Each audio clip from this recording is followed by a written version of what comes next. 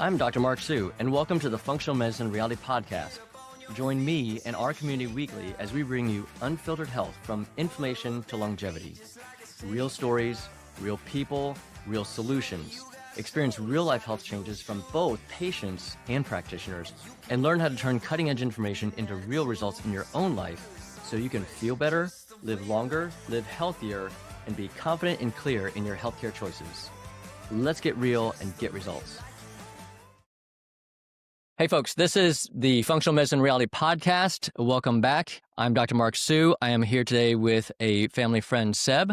We are here on a session where with each and every session, our goal is to help create clarity and bring truth-telling so that you can live your best life. And Seb is going to join us today and talk about what's been on his mind as a representative of the younger generation, from stuff that he reads about, sees on social media, talks about with friends, people in the gym. They may or may not be your age group per se or not. It doesn't matter. But as a quick background, just kind of set the stage, right? So Seb, you and our oldest son, Christian, are friends. You guys knew each other in high school quite well.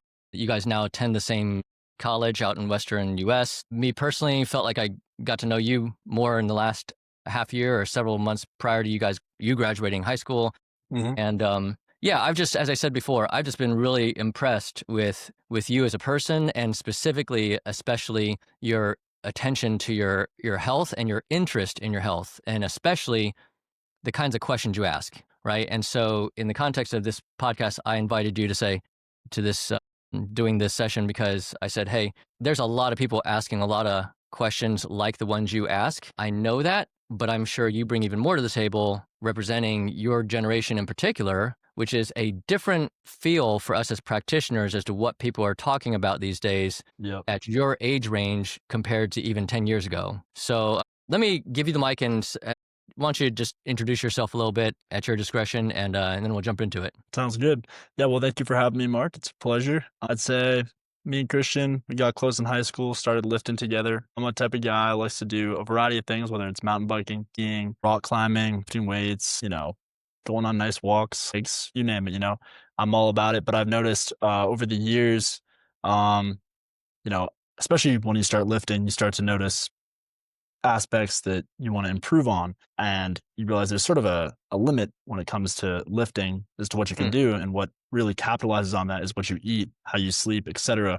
So I started to focus in on those things a little bit, and it became something that I truly value because I saw a significant change in the way I felt and just the quality of life overall. And I want to share that with other people because I'm sure there's people that are struggling in similar ways and, want to have that switch flipped. At least that's what it felt like for me, where you feel like you're on a whole different wavelength, and I think that term health can always be viewed as specific to doctors and hospitals and stuff. I think health is just about like life, are you feeling good? Do we feel good where we're at? Are we content with the moment? And the things that I have discovered have been super helpful. So I'm really excited to talk to you. No, that's awesome. And that's what we kind of talked a little bit about around the time of your graduation. You kind of we late night chat, and I was just really inspired by your self-observation. So since you kind of touched on that, do you mind, just for a second here, kind of like touching on a little bit of what you were discovering? Because you're alluding to, I'm pretty sure I'm interpreting you right, you're alluding to the fact that, hey, this started through weightlifting,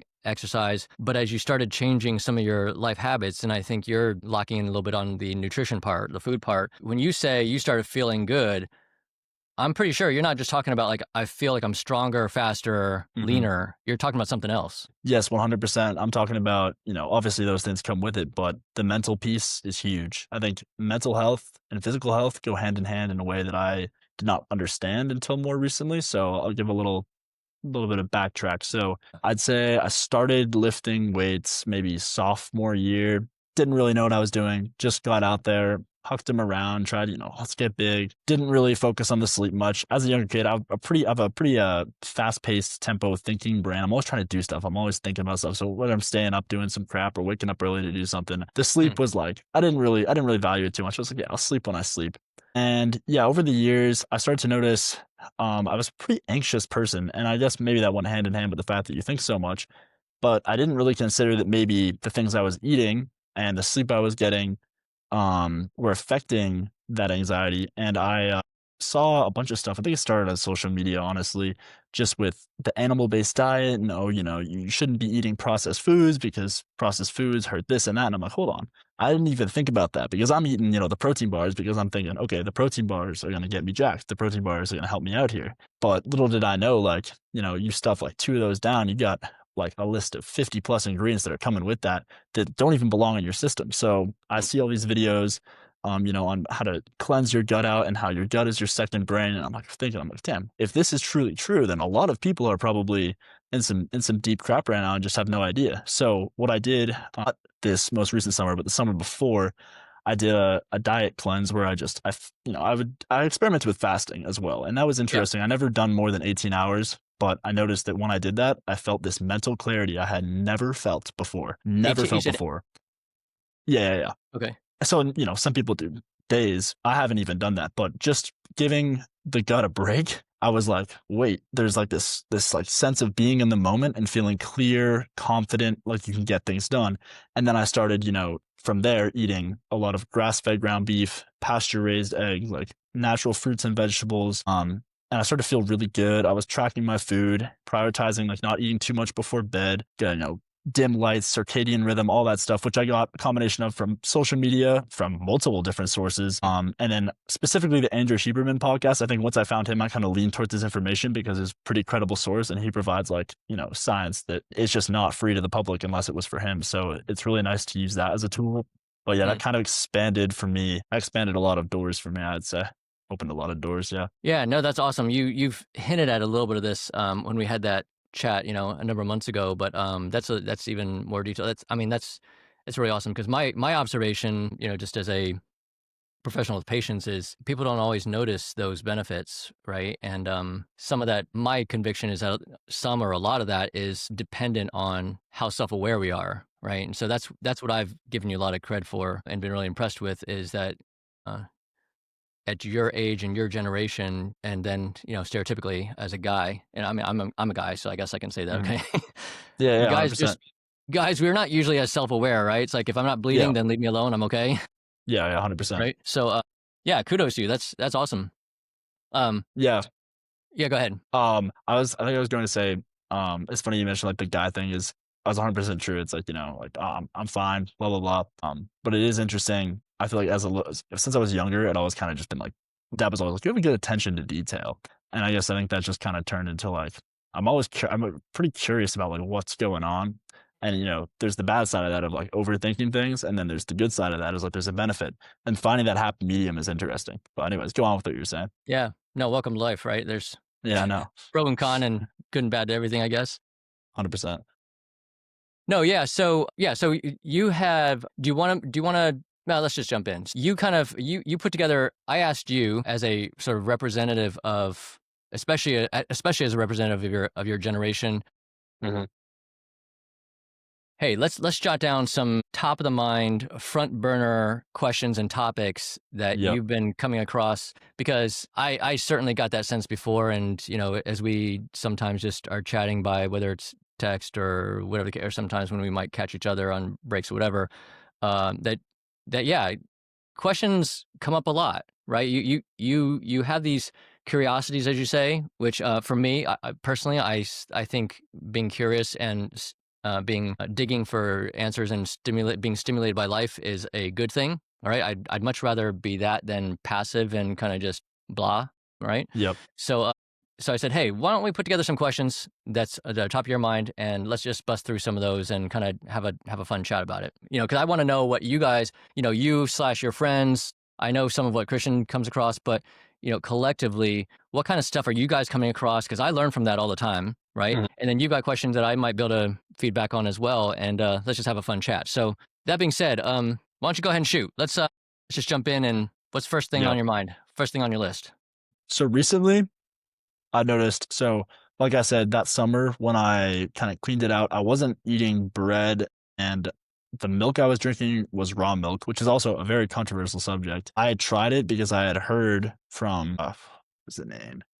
Paul Saladino was one of them. He's an MD. He's on the animal-based diet as well. There was a few others. I'll try and remember the names. But anyways, got me into that. I tried it, felt good energy, didn't get sick or any of that. I was like, all right, there's probably something to this here. I've heard about all the hormone benefits, and part of that could be placebo. Like, oh, I'm drinking this. This is great for me. I'm gonna feel great. And, you probably will feel great if that's the attitude. But I was awesome. I was the leanest I've ever been. It just felt great. Just felt great And again, overall. this is not eating bread and then drinking raw milk. Yeah, yeah. And Okay. then the rest was looking like a lot of berries for fruits. I wouldn't eat crazy amount of vegetables. I heard a lot about how like certain ingredients in vegetables weren't bioavailable and Okay. how you're not going to be absorbing it because of the oxalates that block it from absorbing your system, which I think is true as far as I know, but I also know there's some that are beneficial. Now Okay. I've been incorporating more vegetables in, but regardless, a little bit of that, good amount of berries for sure. A lot of ground beef, a lot of steak, a lot of eggs, a lot of sweet potatoes. I'm big on the sweet potatoes. Those are just a personal favorite.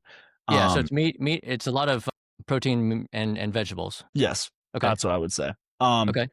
lower carb. The carbs that I would eat would be like honey from the raw milk, and then I would have sourdough bread if it was cooked, just three ingredients: flour, water, and yeast. I don't think that's all they use.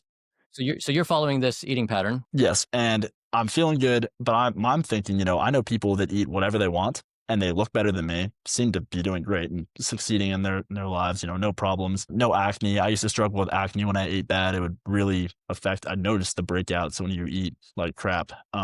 So I'm wondering, is there a way to find out what foods work best for you? Because I know we all come from different genetic backgrounds. Some people are lactose intolerant, others are not. Some people are gluten free, others are not. And I suspected that I was gluten free to Yeah. some extent. Is that like, You mean one you mean specific gluten thing? sense? You suspect you're gluten sensitive? Correct. Yes. Yeah. And I'm wondering, is there a spectrum of that sensitivity where it's, worse for Yeah. others Yeah. and somewhere in the middle? And yeah, just in general, like, is there a way to know what foods to eat for you? Because everyone's trying to Yeah. push one diet for everyone. And I just Yeah. don't think that makes much sense. But I'm going to say the short answer is well, if you make me say yes or no, I would say the short answer pragmatically right now is no, kind of like not so much. Hmm. But I don't love that answer because I'd say there's a certain level to which we actually can characterize that out. Okay. So it's just a lot of this stuff obviously is an inexact science. Okay? We just don't have enough tools to get that precise. I think personally in this day and age with AI and everything else, that's where I think there's heightened expectation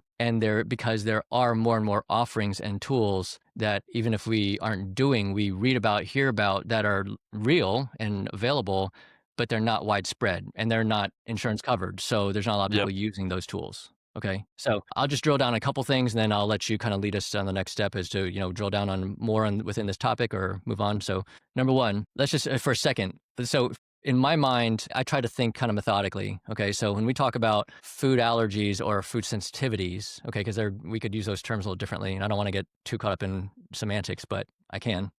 And Yep. I think it's important too sometimes. Yeah. Yeah. But really, we're talking about food, and then we're talking about our gut. Okay, let's keep it contained within those two pieces. Mhm. The way I think about that is like, so I think about health in this. I think about almost anything to do with health on a microscopic molecular level, on a non-visible micro level, should fall into three categories. Okay, it's either something that belongs to us and we derived. Okay, so it's like Mhm. our genetics, our immune system, our hormones, Mhm. certain aspects of nutrition, et cetera, et cetera. Okay. And then the second is the opposite. It's something that didn't come from us. Yep. It's our external environments, right? They're usually going to fall into like bugs or toxins or potential toxins, if you will. Yeah. Yeah. Yeah. Food for me falls in that category. Like I don't think of food as a toxin, but it's something we didn't make. Yeah. So it's something we're going to encounter in our environment. And then our body has to sort of figure out how to regulate, like, is it a friendly? Is it a foe? Is it going to cause me problems? Is it causing me Mhm. problems? How do I regulate that? Okay. Yeah. And that Yeah. leads me to the third category. The third category is what I call our interfaces. It's where ourselves and our environment first come into contact. Okay. Okay. And the three subcategories there are our skin, our respiratory system, and our gut. Mhm. And the gut arguably is the most important because by estimates, and it's well spoken of here in all kinds of different spaces and through data and et cetera, the average person is proposed to have more bacteria just in the large intestine, not even the small intestine, just in the large intestine alone than all the cells in our body combined. Damn. Okay, so it has been taught many times that the number of bacteria in an average person's colon is more than the number of stars in the Milky Way galaxy.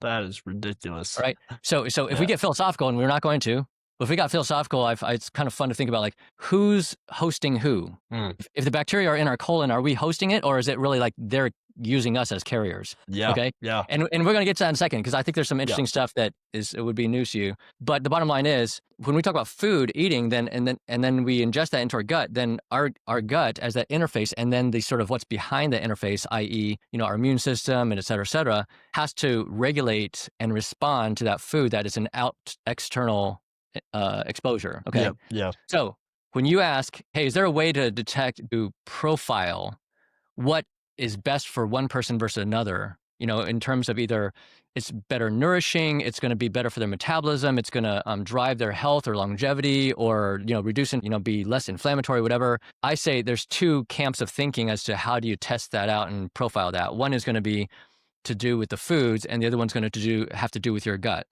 just for a starting point. Okay. Yeah. So I'll break that down just for a second, and then we'll move on. Foods. All right. What everybody gets tested for in conventional medicine is when we talk about food allergies. We don't really talk about food sensitivities in conventional medicine. Okay. And so without getting real technical, I'm just going to say, right, the immune system is super complicated. All right. For me, I break the immune system into two categories, the antibodies and what are called the T lymphocytes. I'm not going to get technical. On the antibody side, there are 5 kinds of antibodies we know about. And the one that we're always working down the road with in conventional medicine for food allergies is what's called IgE antibodies. Okay. So if you, or, we've had one of our kids, our third kid has had major food allergies, like, right, helicoptered. I thought he was going to get intubated in the hospital local to us before he got helicoptered down to Boston. When people have those kinds of reactions, anaphylaxis, tingling of the mouth, closure of the throat, hives, immediate reactions, like within 5, 10, 15, 20 minutes, those are IgE antibody mechanism based. Okay. And those we call food allergies across the board, conventional medicine, functional medicine, allergy. If we look at IgG responses to foods, okay, a different antibody of those 5 types, those are not so immediate. Those are often what we call delayed reactivity. But delayed can be up to 3 days or sometimes possibly even more. So God help you, or God help me trying to figure out, well, is there certain foods that are causing me to be feeling tired or having a headache? If I don't respond for another 3 days, and if I'm just eating it every day or most days, how am I going to know? Because I'm not going to know within the first 10 or 15 minutes and go like, oh, there's a headache again, right? Yep. So with food testing, eventually it's the skin or blood testing. The blood testing has gotten a lot better over the years. The conventional gold, the gold standard is still skin testing. Okay. But when I've got so many people over the years who they're like, I was tested for all these foods. I saw the allergist or the ear, nose, throat doctor. A lot of those guys do the food testing too, environmental and food testing. And they're like, oh, I was tested out the wazoo. Right. I'm like, yeah, but that's only a certain kind of testing for food. That's for like the immediate reactions. Yep. The problem with the delayed reaction testing, which is basically functional medicine world. Okay. I can get some of those tests through LabCorp and Quest, these conventional labs. Okay. It doesn't have to be a functional lab that costs money out of pocket necessarily, but they're limited in how many they offer through the conventional labs. And nobody in conventional medicine basically ever does that. I've never once in 22 years seen any conventional doctor of any type write orders and test somebody for IgG food testing. Okay. And then the high level is that the problem with IgG testing is it's not an exact science. It's not straightforward. Okay. There are some people who they have a positive test on an IgG lab, and they can eat that, and they could be really self-attentive, and they could even do it for not eat it for a week and then eat it for a week and really journal it out and all that and be really structured and rigorous, and they don't feel a difference. And then there's other people who will feel the difference. Okay. And without going into technical detail, some of that is because the IgGs break down further. It's some of those IgGs, when they react and they're positive, they're actually protective. They're not inflammatory. There's other IgGs when they're positive, they lead down a different road that become inflammatory. So, and I'll be honest, it's not even my forte. Okay. I mean, after 22 years of practice and now let's call it 12 or 13-ish years of functional medicine practice, I'm still trying to learn that. And I think there's a lot of that we don't understand well. Okay. So without going into more detail, it's just testing for the food part is not so straightforward. Then you go to the other side and go, how about testing the gut? So this is where I'm sure you've seen it, right? There's all kinds of stuff out there people talk about with biome testing, microbiome testing, right? It's in social media. Otherwise, you collect your poop, you send it off. And again, for me, and I think a lot of it, I still have a lot to learn, but it's also an inexact science. I think there's some interesting things I won't get ahead of ourselves here yet with, but that testing is not conventional testing. Okay, that's all on the functional medicine basis. So a lot of people have never had that test done because they've never worked with a functional practitioner. but also the insurance coverage for that is either partial or not so much, depending on which lab you use, right? So it's an out-of-pocket cost. And money is always going to come up when we talk about functional medicine because insurance doesn't cover a lot of it. Okay. Yep. So there's ways you can test both those sides of the coin. But even if we did the most advanced testing that's available to us right now across conventional and functional medicine and tried to like throw all that into a ChatGPT, Claude, or whatever AI and say, okay, what kind of foods are a problem or not, and looking at both sides of the coin, I still don't think we're going to come up with. It's not going to be like 100%. But you can get somewhere. You can get somewhere with it. Definitely. I see like that's like, I mean, the growth right now is seeming to be exponential. I would assume that down the line, something like that could be totally doable. Yeah, there's always advanced on this, right? It's a big topic in functional medicine. If you may not be familiar, because I don't think you've ever worked with a functional medicine practitioner, right? No, I've not. Yeah. So it's a big, I mean, that is like one of the bread and butter topics of functional medicine, because we're all about prevention of and better health through lifestyle and self-care topics, and food is one of those humongous topics.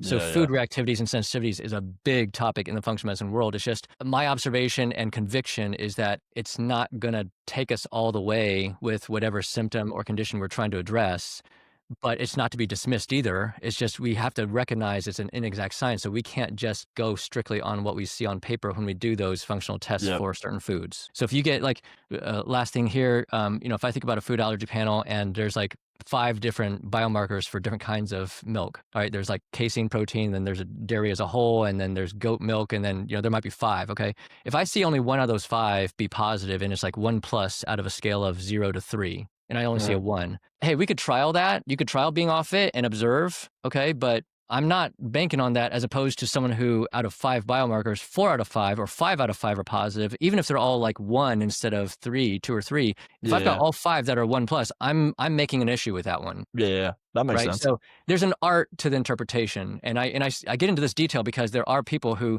they bring us those kinds of labs. Like, look, I had food allergy testing, but like I'm still not better. I still have eczema, or I still have fatigue, and et cetera, et cetera. And so, yeah, it's a little bit of a there's some gray there. It's interesting. I think a lot of it, and this is something that I have recently thought about. Christian mentioned taking a class, as well as another girl I met at his gym with him, who was one of his friends, about how your thoughts affect your physical. I'm thinking, okay, I tried this, I'm still having all these issues. If I wonder, and I could be wrong, I could be right, I really don't know, just a thought. But if you're stressing over that, or it's on your mind and it's lingering and it's something you're trying to fight, maybe you think about it before you go to bed, you wake up, you're trying hard to do this. Maybe those symptoms are staying because you have that like stressful response. I know that stress is known to be bad in a multitude of ways. Personally, I noticed my dad's a pretty stressed out person. I definitely got a little bit of that genetically. And I noticed that when I'm stressed, if I eat well and I'm stressed, I physically don't feel as good on a day where maybe I cheat my diet and I'm not stressed. For me, I've noticed it's pretty impactful.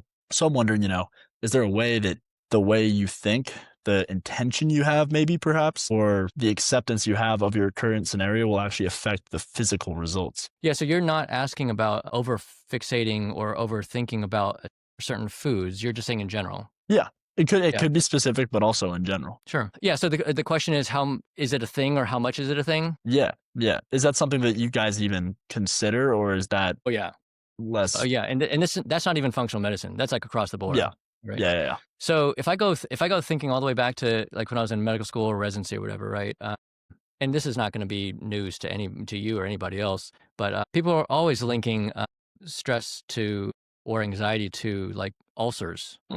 Okay. I mean, that's everyone's taught that all the time. And I mean, we may or may not fully understand exactly why that occurs, but it's an observed phenomenon for sure. And nowadays, it makes me think about some of the terminology we use in medicine is just, to me, it's sometimes it's just funny and sometimes it's kind of laughable, but this one's just interesting. Okay. So, we think about like, you're now bringing up this like gut brain axis, right? Or we call it axis, meaning like the correlation. Okay. Yeah. The connection, the bridge. In medical speak or research speak, especially, they'll use that term like axis. And in fact, so I once saw a term where talking about this very topic about mental emotional health and ulcers or gut health, maybe more broadly. But I think the term they used was the mechanism through the neuroimmunohormonal axis. One word, neurohumoral hormonal neuroimmunohormonal axis. One word. Wow. Okay.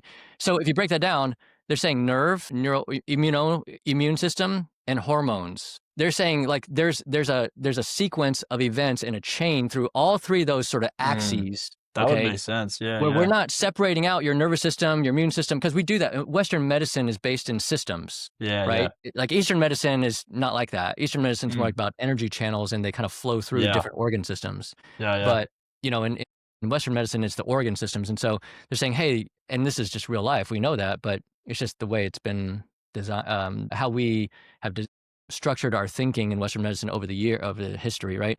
They're saying, hey, like, yeah, it crosses these three organ systems that culminates in from what originated as stress, mental, emotional health, and then it culminates in this ulcer, right? And then secondly, I'll give another example, easy. Do you know the term irritable bowel syndrome? Yes, I do. Okay, IBS. I'm not sure exactly what. Yeah, IBS. Yeah, I'm not entirely sure what it is, but I've heard of it for sure. Well, just a quick thing. Anytime you see in medical speak the word syndrome, it means we don't understand it. I'm being facetious, but it is true. It means we don't understand it, and we're giving a name to it just based on the sort of presentation and symptoms. Okay, and sometimes over the years we start to understand something better, and then sometimes those names are, the terms are renamed. Yeah. Yeah. But Yeah. IBS is still a thing. Okay, so I will tell you, like when I was first few years of practice, I had patients using the term spastic colon. I don't know if I ever learned that in medical school, but that term, but it's basically the same idea. And we're referring to the same thing, like all throughout medical school, residency, et cetera, and I'm sure still now, there's a high observed correlation between stress, anxiety, and mood issues with gut health symptoms. And you could call it IBS. You can call it, chronic diarrhea, chronic constipation, chronic bloating, whatever you want to call it. But yes, huge correlations. Just a short answer there. That's pretty interesting. The whole syndrome thing, I mean, that makes sense. But yeah, irritable bowel syndrome is definitely something I've heard of. It's pretty interesting. I'm sorry, I got sidetracked. Some people just like walked by. Oh yeah, no worry. It's real life. So in terms of you were just asking, like, so part of it was, your question was, is it a thing? And I'm saying absolutely. Okay. Yep. I mean, everyone observes it, but I'm saying it's a thing that's taught in medical school, residency, and all that stuff. Okay. And then if you ask how much is it a thing?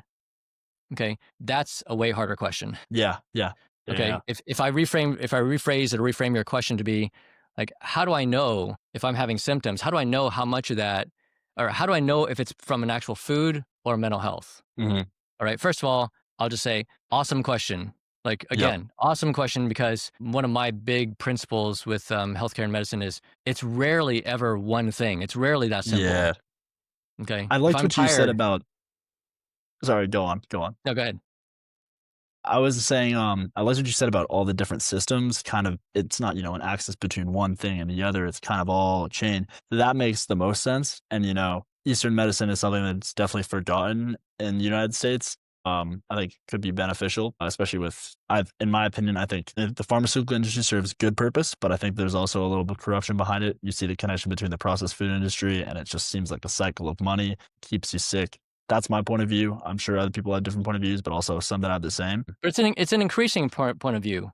Yeah, I've definitely noticed a little bit more uptake. I'd love to come back to that in a few minutes. I'd love to come back to that. Okay, cool. To get your opinions on, your views on that. But yeah, go ahead. Yeah. But personally, like when I was in a more anxious state, and I mean, what's interesting about the anxiety thing is like my muscles, they didn't feel strong. They felt weaker. Like especially specifically blood flow to the legs. I felt like I was like, it's like, it wasn't anxiety over, but anxiety over one thing. But that state of anxiety is like anxiety from life. It's like you're not fully in it. I really don't know how to, I'm sure people that have struggled with that can relate to what I'm saying, but it's pretty interesting. But when I did the fasting or cleaned out the diet, I really noticed like that it really felt like a flick of a switch. And it was like, this state is like, I'm fully present. I'm here. And it was like, your muscles they got the blood, your brain's got the blood. You're feeling like, all right, what's next? I can do it. I'm calm. I'm down to, have a good conversation, have a conversation with someone for an hour and be at peace sitting. I'm also down to, go push myself in the gym and really like get it all out, versus like in an anxious state would be like, I don't want to talk to this person because I have all these other thoughts in my mind and I can't focus in the gym and give my full effort because I'm worried about this. So it's like that change, if that can come from just food, like what the hell, there's people that eat far worse than I did before that.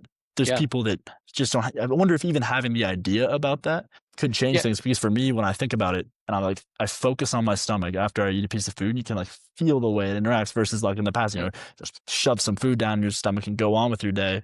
I wonder if just paying a little bit more attention and then also paying attention to what you're actually putting in could just have that much more of an impact. It can. So going back to a previous comment about food in the gut, part of what we could slight pivot here and just, without getting real deep into it, talk about microbiome. Okay. No Mhm. doubt. I'm assuming, right? You tell me, like, how often do you see stuff on social media or wherever, whatever things you're paying attention to, talking about microbiome? Pretty consistently since I saw it for the first time, and it's been consistent since then. I mean, maybe not as often as some, I'm guessing, and not as often as, some other topics maybe to do with, but anyway, I'm guessing it's not like that term is not necessarily in your face a lot, but it's not Yeah, new to you, certainly, right? definitely not, definitely not. Right. So, like, this is not a new topic at all. Okay. Even if we made an argument that it's more in the forefront of social media or whatever else these days, it's far from new. Okay. Do you just to give you context on this? Have you come across? Are you aware of the term fecal transplants? No, I'm not. Okay, that's a fun topic. We're gonna park on that for a second. Okay. Yeah, let's do it. What does that term? What does that term say to you when I say fecal transplant? Something about your poop being transported somewhere. I don't know. Something like that. So this is a real thing, okay? This is a medical intervention that is being studied more and more, where we transplant someone else's or a collection of other people's poop into somebody else's colon. Oh, to change the microbiome. Because everyone's slightly different, right? I kid Okay. you not. Yeah, it's a thing. It's a real thing. Okay. Yeah. Yeah, I won't go down there. I'm just gonna say, yeah, it's a thing. I've had two patients who've had that done as part of a study. Mhm. I have one patient who actually was involved in research with pertaining to fecal transplants. All right. Now, so people aren't gonna hear about it that often from friends and family because it's not commonly done at all. Okay. Yeah. But it's a reflection of how big of a deal the microbiome can be.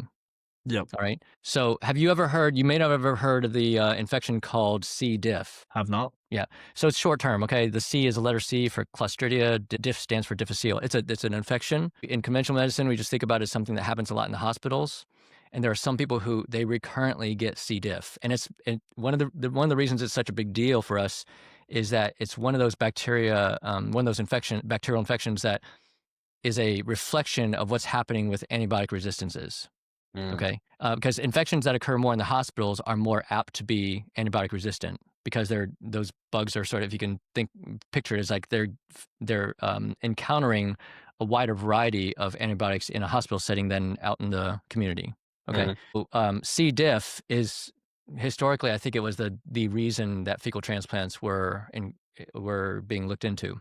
People who've had recurring C. diff infections where they can have god awful diarrhea so badly, they can get dehydrated. They're recurrently hospitalized and yada yada. I'm guessing that people can die from. I'm sure people could die from it. I don't know if I've ever heard of that, but those folks I believe, were the first to be explored with fecal transplants. And then subsequent to that, we've now seen people who have like certain kinds of autoimmune disorders like Crohn's disease and ulcerative colitis, and a couple other options who are either in studies or I actually don't even know how much of it's FDA approved for sure and it's in actual practice versus still in studies. I'm guessing it's in practice. I just hardly ever see it. Okay. Mhm. Bottom line, let's pull out of that weed. The bottom line is it's a reflection of how big the microbiome is. On a different spectrum, let me just point out for you, because this will be really pertinent for you. I figured it would come up one way or another. There are supplements nowadays called psychobiotics. I'm guessing you never heard that term. I've not. Anything come to your mind when I say psychobiotics? Like, what does it sound like, or what does it kind of infer or suggest?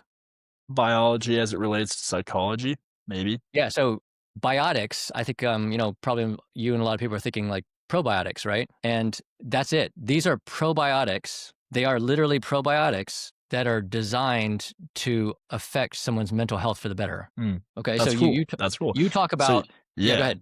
because that to me, I had a thought of. I should have asked this earlier. I thought about this a few weeks ago. Maybe I was like, wait, is there a way you could just like take a supplement that changes what's going on? Because obviously the foods change what's going on. So if there's certain nutrients in the food that your stomach needs, etc., you take that in a supplement form. Going forward, if you could get a supplement specifically curated to your microbiome, like I'm talking, future, but like that's just a super cool thought. And this No, sounds so like it's beginning already a thing. steps. That's a Okay. thing. Okay. So you may not have come across it. This is why I was kind of asking, what are you exposed to or not through the Mhm. feeds you get or whatever, the circle, the world of people around you, Yeah, whatever. yeah, Perhaps the most common company, the most well-known company I can think of is called Viome. Okay, Viome, Viome, like biome, except with a V. yeah, So what they yep, do is you collect poop at home, you send it off. They test where they're doing some PCR sequencing and such and such. I'm assuming they're still using that methodology. So that's stuff that my wife Jessica, she's done research and all that kind of stuff. She's very familiar with this kind of stuff. And then they actually will give you sort of a tailored or customized probiotic mhm, to balance that more optimally. okay, And then you retest from time to time because you're going to have shifts, but it's, may not, you're not going to hit the target right off the bat. yeah, So yeah, as you retest, then they alter that probiotic for you. that's super cool. Isn't it? So I'm going to tell you from my experience, I've had, I don't know, maybe not more than 10, let's call it a handful of patients who have done that maybe. I don't know that I've had any feedback like in some meaningful way. I don't think I've had a single person say like, "Oh, I noticed that I was better in this way or that way." Mhm, Now that may just be that they didn't voice it. I didn't ask them enough, or they may be less self-aware. I don't know. Okay, and I know I'm highly confident that that company, a lot of what they're doing, it's as much or more. I would expect their intention is to collect data and progress in our understanding about the microbiome. And yeah, they want to help people be better, but it's not something that we can. I'm sure they can't like guarantee that a person's going to be better in certain ways, right? They're not going to be under, they're not liability based, patient care saying your Crohn's disease is going to be better, your eczema is going to be better, your fatigue's going to be better. They can't yeah, say that, right? Right now, it's more of a direct to consumer, and it's more of a principle based. Like we're just supporting your microbiome, right? With the assumption and expectation that that will help you, but whether you're really going to feel it or not is a different story. Okay. And I say that because then when we go back to you talking about like, yeah, I've thought about, hey, are there certain supplements I could do? And, you know, like you didn't say instead of, but alongside or instead of, trying to figure out the food aggravants, irritations, right? yep, And that's why I go back to saying it's not always about the food. Right. And some of my colleagues might kind of give me the side eye or kind of like look at me with heresy there. Okay. But I'm going to say with conviction for me, like I'm not saying it's not a problem. It's not a binary, like all or nothing. I'm just saying there are foods that are more pro-inflammatory for some people more than others. But a lot of times the gut's an equal part of the equation. And could you then affect your gut as opposed to changing foods or whatnot and actually tolerate foods better? Absolutely. Okay. that's 100, it's hands interesting. down, Yeah, hands down. Okay. And so in your case, so going back to the psychobiotics just briefly, right? There's two companies that I know of that I trust that make psychobiotics, and there's solid research behind it, right? They started out with mouse models, and then they've seen it in humans now too. Where I could show you, like, sometime I could show you a snapshot, or if you wanted, because it's like these charts and stuff. But it's eye opening to me, right? Where yeah, this company, they got this one. So one company's got one called Anxiety Ease, okay, like anxiety ease your anxiety. All it's in there, it's just probiotics, but there's specific strains that have been studied well enough, and it's like they've gone through the rigor. It's not pharmaceutical, it's not pharma, okay, but they've put yeah, money yeah, and time into this, okay, and they've shown in some quality studies. One of those studies was what's called a double-blind, randomized, controlled placebo trial, meaning it's like the highest quality you can design a study for. And they show all these statistical, meaningful changes where people feel less stressed, they feel less overwhelmed, they're less anxious, their moods are better, et cetera. And the other study was like they gave that to people who were already on an SSRI for depression. And when they took this probiotic for like, I think it was 2 months, I don't think it was 3 months, but something in that order, their depression scores went down by 50% mm, from taking a probiotic, yep. right? That's like, wow. Yeah, there was a podcast I was listening to, and this is a whole different, like, I mean, this is the interesting thing about this topic is it goes in like a bajillion different ways. It was Andrew Yeah. Huberman and a therapist, psychologist who has been doing therapy with psychedelics and Mm, specific to the gut brain connection, and was talking about how the SSRIs and stuff, as they might help for some people, it's too generic and it can actually like worsen things for other people, but like that he's been seeing like great results with all of that. So I think that that's And I don't know, there's so many different pieces that act the same, but they're different things. And I'm wondering, like that's all got to be connected. And at the end of the day, I don't know, I just find it super fascinating. And you think about, said more bacteria in the large intestine than the Milky Way galaxy stars. That's like ridiculous. That's like a whole world, right? And similar to how we're in this whole world here, it's almost like there's just worlds within worlds. And it's like we're just like somehow conscious discovering all of this. So I find it like just so fascinating. I feel like, I don't know, I wish if more, I thought you have more people gave into the slight curiosity, because I think the tempo we live at right now as America is like, go to work and do this, and you have goals and you need to achieve them. But if we slow down to maybe think about these things more, maybe that term health, like maybe we're all going to be healthier just because we're giving it a little bit more thought. Yeah, and I'm kind of curious, like when you go back to the human information that you've come across. So I'm sure you've come across information about serotonin and the gut. Yes, I was going to talk about that. I was wondering how true that was. I think it was 80% or more is produced in your gut. Serotonin's, if I'm remembering correctly, is responsible for the feeling of like contentment and investing in the moment, being present, feeling good with whatever's going on. Am I correct? Something along the lines of Yeah, that? I mean, so years ago, I remember learning in conferences and whatnot, and they're usually not they weren't conventional medicine conferences, functional medicine conferences. Learning about you know the second the gut is the second largest manufacturer of serotonin. The organ that makes the second largest amount of serotonin in your body next to the brain. Now, because now I'm learning it's actually like role reversal. Mhm. So I ask you because a month ago I was at a conference that Andrew Huberman was at, and he spoke on that again, saying, yeah, serotonin is made the biggest reservoir, the biggest source of serotonin production in your body is the gut. Mm. So these, it doesn't matter which one it is. Is it number one or number two? Like the bottom line is, it's a huge deal with your gut, Yep. right? Yep. And we, it's not maybe not such a surprise then that when people are taking SSRI medications, that the most common side effects people deal with are gut related. Yep.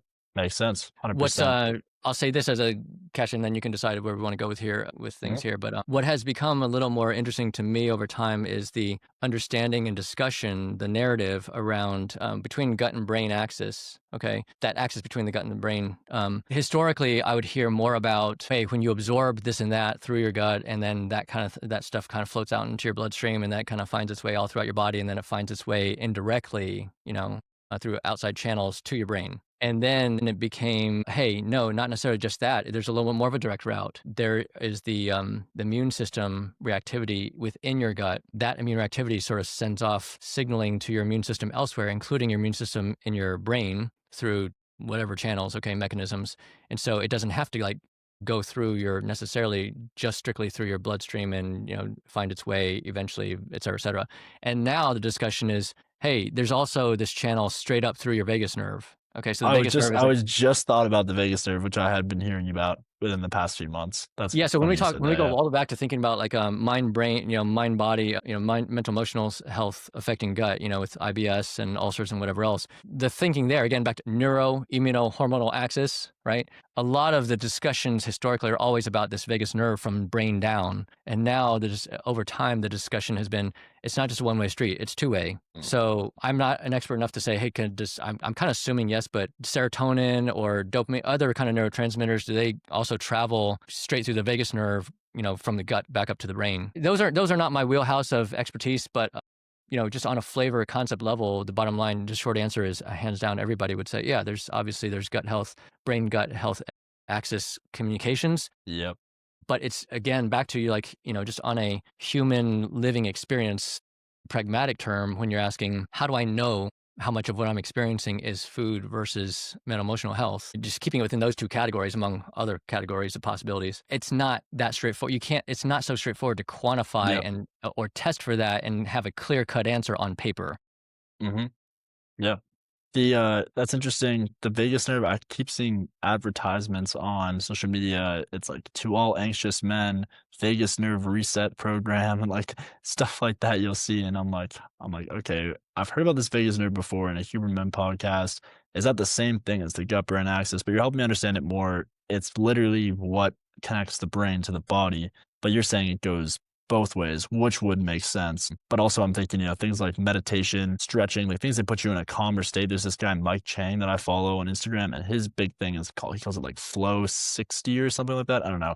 All Hmm. about just like meditation and flexibility and mobility, and how it affects your mental health. And he also eats well and eats clean. He promotes similar stuff to the animal-based diet. But it seems to me that there's just a connection between the physical and the mental. That's, like you said, it's not just one or the other. It's this big spider web of things. But you do one thing, could lead you to the next. Because I know I've tried meditation before, specifically in the sauna. I like to do it in the sauna. Hmm. I'll notice when I get to that state, my stomach might start to churn. I can feel the digestion speed up or something like that. I'm Really? not sure what's going on, but definitely. And I've noticed when I'm anxious, I get bloated easier. My digestion's slower. And then when that anxiety subsides, you start to see it digest more. It's like, okay, there's clearly something here. And, I'm sure I'm not the only person that's experienced some of this. So hopefully someone listening has an idea of what I'm saying. I've Absolutely. No, never heard my friend absolutely. say that, but yeah. No, absolutely. There's very briefly, just are you familiar with the sympathetic and parasympathetic nervous system? Uh, I've heard the terms. I probably used to know before, but it's slipped out. You'll have to give me a. It's actually even a little more than just those two branches, but let's just keep it straightforward from historic teaching. Okay, so Yeah,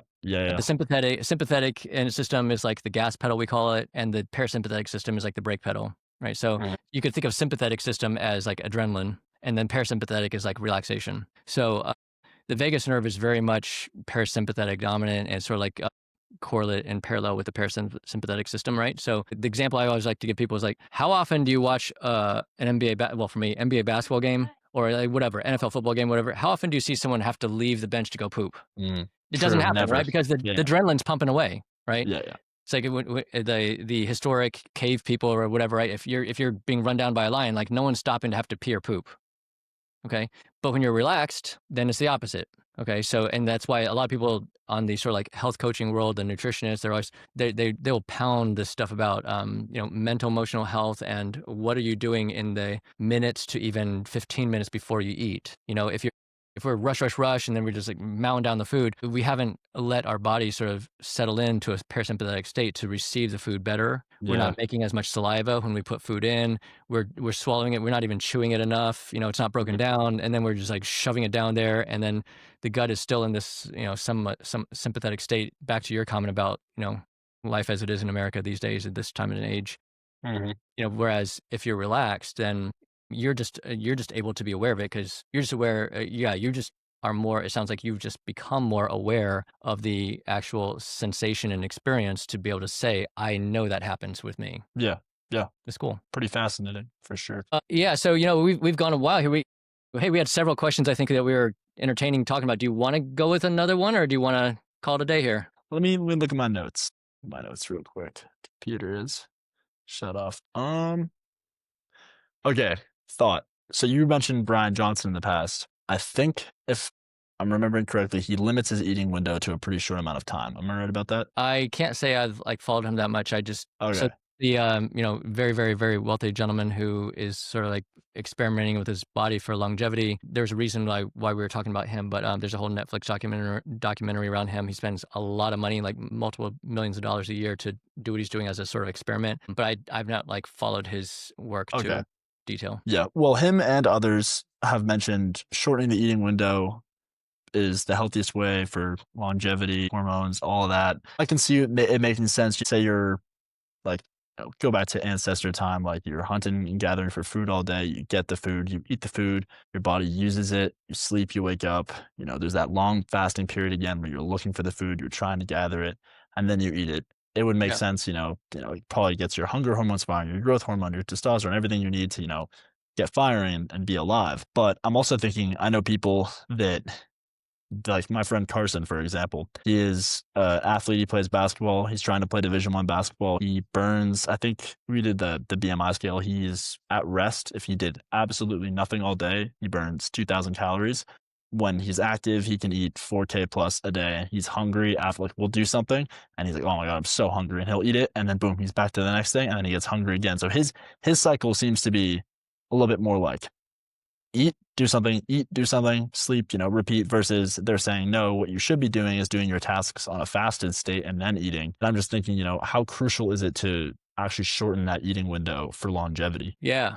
So for me, there's a lot of data behind. So the term most people use is intermittent fasting, Yeah, yeah, yeah. which so IFD, intermittent fasting diet. I personally don't love the word diet ever, but whatever. It's called IFD, right? Intermittent fasting diet. I'll just, for the sake of awareness, I'll tell you what a lot of the practitioners in conferences, the term they prefer using is time restricted eating, TRE. So that's kind of like what you're talking about, but it's kind of one and the same, more or less, right?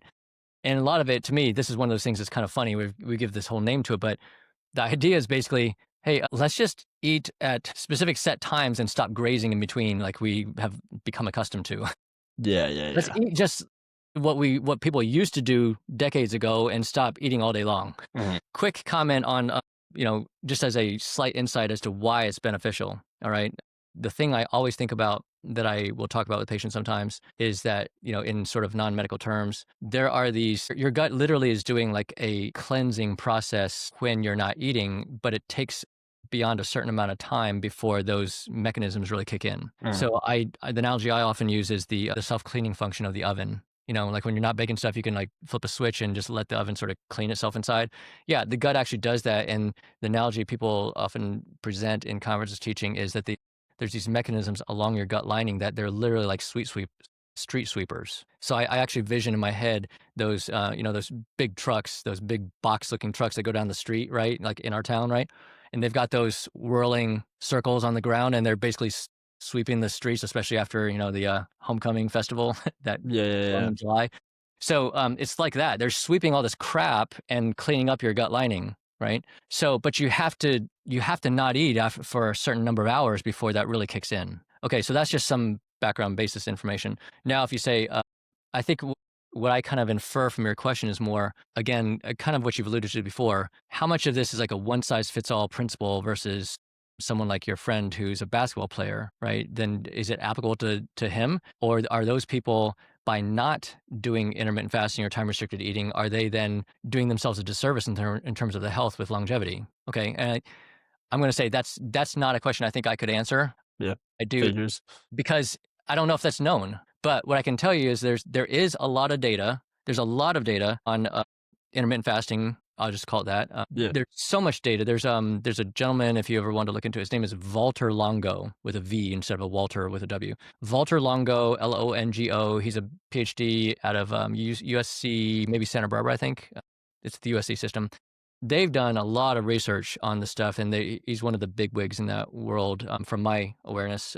There's many more, but historically anyway. And I mean, across the board, it's not just longevity, right? It's cancer patients, various kinds of chronic illness conditions, metabolic syndrome, which is the main thing in America, right? High blood pressure, high weight, high sugar, high Yeah. cholesterol, people who have diabetes, et cetera. I mean, it's across the board. All these markers, data, biomarkers, they all improve. Okay. Okay. But I think I would pull back to your question and say, okay, the question's like, well, is that the only way? Or is it necessarily unhealthy if people don't do that across the board?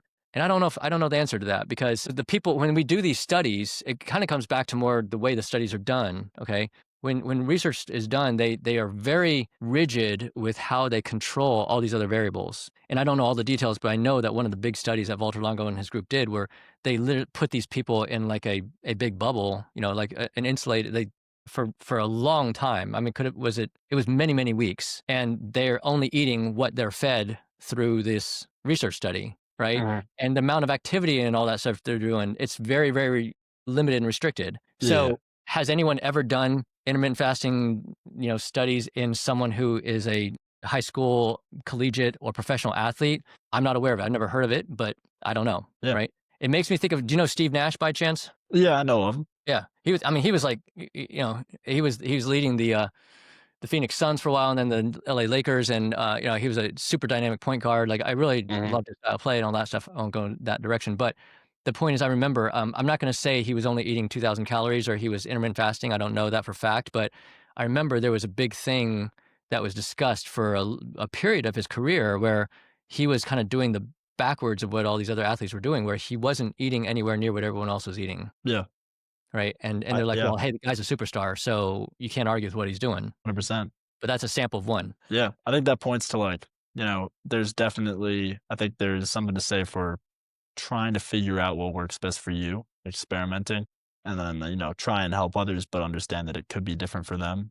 Yeah. And so, yeah, it's interesting. It really is. Yeah, maybe since for times since we've gone on for a while, we might come to a close here. But I'm kind of let me throw questions back to you here on the high level. As we're talking about all this stuff and stuff you're reading and listening to, etc. How on a scale of 1 to 10, like how inundated or overwhelmed do you feel with all the information coming at you? Or I shouldn't even say coming at you because you're choosing to engage with Yeah. it, on some level. So yeah, how overwhelmed do you feel on an average, from day to day or week to week? I'd say the 2 summers ago when I was really getting into it and I was, really trying to lock in, I noticed, like, it'd be like, I'd wanna get good sleep and try and follow those protocols, but I would still have a little bit of trouble falling asleep because I was almost working myself up a little bit too much about it. I think now I've done a better job of just kinda, like, take everything with a little grain of salt, like, "Okay, this is good advice. I can try this, but, if it doesn't work out, if you don't see a difference, or, you think you might be doing something that's not right,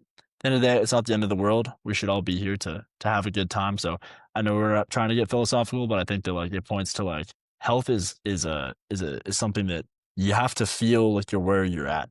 So if you Yeah, have a cookie, if you have a cookie every few days and you love that freaking cookie, like and you feel great, like that's healthy. You know what I mean? So I think that I shifting my perspective from, trying to be 100% dialed and fully locked in and precise in this. I mean, I think there's benefits to that, but like I said, stress seems to be the worst part here. So the second it gets to stress me out, I try and push it away, yeah. which was something that I necessarily wasn't very good at before, but I think I've gotten better at. Good for you. No, that's awesome to hear. It crossed my mind earlier when we talk about one of the things we worry a lot about in the functional medicine world, especially with the whole food allergy and food intolerance, food sensitivity topic. And we didn't even get into the whole gluten dairy thing, as the top two sort of inflammatory foods. But arguably, yeah, one of the things we worry most about is, there are terms. I don't know if you've ever come across it. There's a term called orexia. So it's Is not this anorexia. related to, is it related to anorexia or It's is this kind of like, it's basically like fear of food as a whole. It's a fear. It's where it's not so much driven like anorexia we think of as people who are restricting their eating because they're for the sake of trying to be thin with weight or low weight. yeah, yeah, Orexia yeah, tends to occur when people are overly worried. And it's no judgment. It's just they're overly yeah, thinking about, worried about, fixated on, or yeah, have been outright told by practitioners, but by good, well-intentioned, good-meaning practitioners that you're allergic to this, you're sensitive to that, like, don't eat that for this reason, yeah, don't eat that for that reason, and all of a sudden it's like, okay, well, what the heck do I eat? yeah. I Okay, that remember it's happened a lot.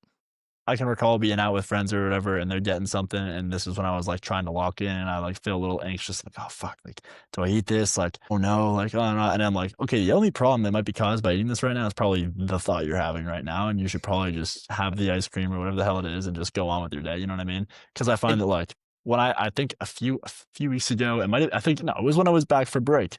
I was having the cider donuts because I wanted cider donuts from Cider Hill. I had Haji's ice cream, it was awesome, and cheated the diet a little bit, and I was with my family, people I love, yeah, having a good time, and I didn't feel that anxiety or that depression seep back. So I think it definitely does go hand in hand.